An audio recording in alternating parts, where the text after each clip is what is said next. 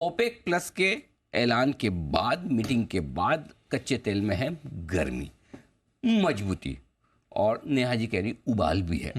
तो नेहा जी से जान लिया जाए कि पहली चीज़ तो क्या इसे उबाल मान लें हम, या इसे मतलब तेल गर्म है या तेल उबल रहा है? सर ये एक नीजक रिएक्शन है, और वो क्यों? क्योंकि वो जो आउटपुट कटौती शब्द आ गया, उसकी वजह से हमने देखा कि ये नीजक रिएक्शन है।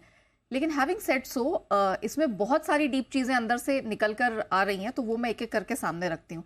सबसे पहला तो यहाँ पर दो चीजें हुई हैं। पहला तो हमने अप्रैल में एक जो स्वैच्छिक कट आता हुआ देखा, वॉलंटरी कट आते हुए 9 बड़े समूह के जो 9 बड़े प्रोड्यूसर्स हैं उनकी तरफ से आता हुआ देखा था, 16.5 लाख बैरल प्रतिदिन के लिहाज से। वो इस साल के अंत में खत्म होना था। उन्होंने अब कह दिया है समूह ने कि हम वो अगले साल एक्सटेंड करेंगे। तो 36.5 लाख बैरल प्रतिदिन की जो कटौती है, जो ब्रॉडली यहाँ डिसाइड हुई थी, 20 जो ब्रॉडर पूरे समूह के लिए और 16.5 लाख जो चुनिंदा यहाँ पर प्रोड्यूसर्स ने ली थी, वो एक्सटेंड होती हुई दिखेगी। जो बड़ा निर्णय निकल कर आया है, जो एक्सपेक्ट कोई नहीं कर रहा था, वो था सऊदी अरब का 10 लाख बैरल प्रतिदिन की कटौती। अब सर यहाँ पर एक एक्सप्लेनेशन जरूरी है, क्योंकि सब मान रहे हैं कि ये जुलाई ऑनवर्ड्स की कटौती है, जुलाई ऑनवर्ड्स के लिए सिर्फ जुलाई की ही कटौती है, तो जुलाई में ये होगी।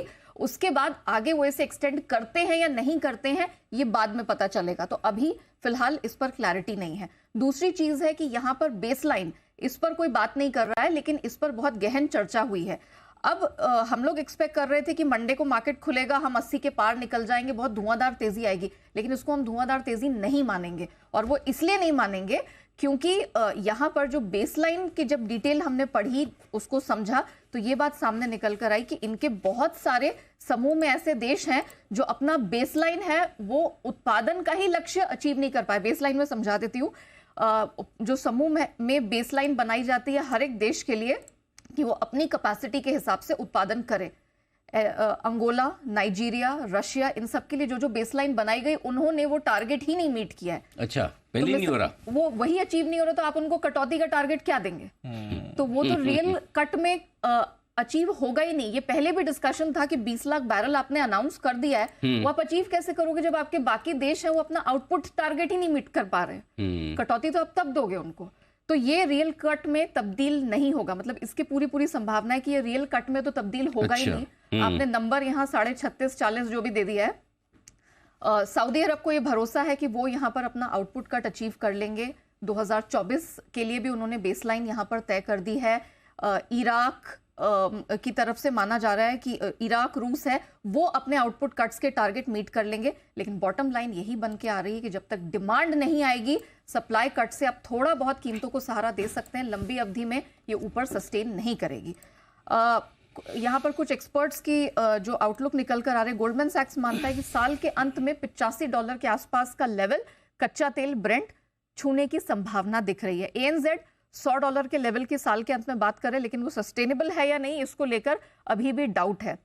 कुछ घरेलू ब्रोकरेजेस से मैंने बात की, इमीडिएटली वो मानते हैं $80 का लेवल दिखेगा, लेकिन क्या ये तेजी लंबी टिकेगी, इसको लेकर अभी यहाँ बड़ा प्रश्न चिन्ह है। तो भले ही सऊदी अरब ने एक बड़े मेगा कट का ऐलान कर दिया हो और सडनली स्ट्रेंथ आ गई हो, लेकिन सिर्फ सप्लाई कटौती अभी अनाउंसमेंट में दिख रही है, लेकिन वो लागू हो पाएगी या नहीं, इस पर सवालिया निशान है। और यही कारण है कि हम वो जंप नहीं देख रहे जो आज हम मंडे मॉर्निंग एक्सपेक्ट करके चल रहे थे। खाली नाम के लिए कट कर रहे हैं, एक्चुअली तो पहले से प्रोडक्शन कम चल रहा है। और ये बात कोई किसी को समझ नहीं आ रही थी। आउटपुट कट बोल रहे थे, लेकिन आपको अगर 10 फुल मार्क्स आपको यहाँ अचीव करने हैं, आप यहाँ 5 ही अचीव किए हो, और फिर उसके बाद तो और आप नीचे काटोगे तो कहाँ का टारगेट है? तो नेहा जी ने पोल खोल दी है ओपेक प्लस की पूरी तरह से कि भाई पहले तो काम करो, फिर पहुंचो पूरे 100% प्रोडक्शन पे, फिर काटने की बोलो।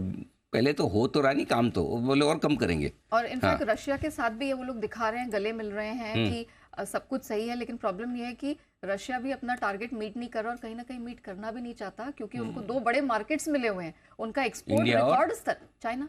अच्छा, चाइना भी तो ना, चाइना तो खास 2 बड़े मार्केट्स हैं। हाँ, तो उसका तो काम चल रहा है। और सऊदी की प्रॉब्लम ये भी है कि उसका शेयर भारत और चीन दोनों जगह खतरे में रशिया की वजह से आ गया है। ये भी दिक्कत है।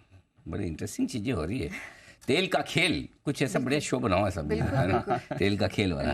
ओके, तो आपको इस खेल को पूरी तरह से समझाया नेहा ने कि क्या कुछ हो रहा है, लेकिन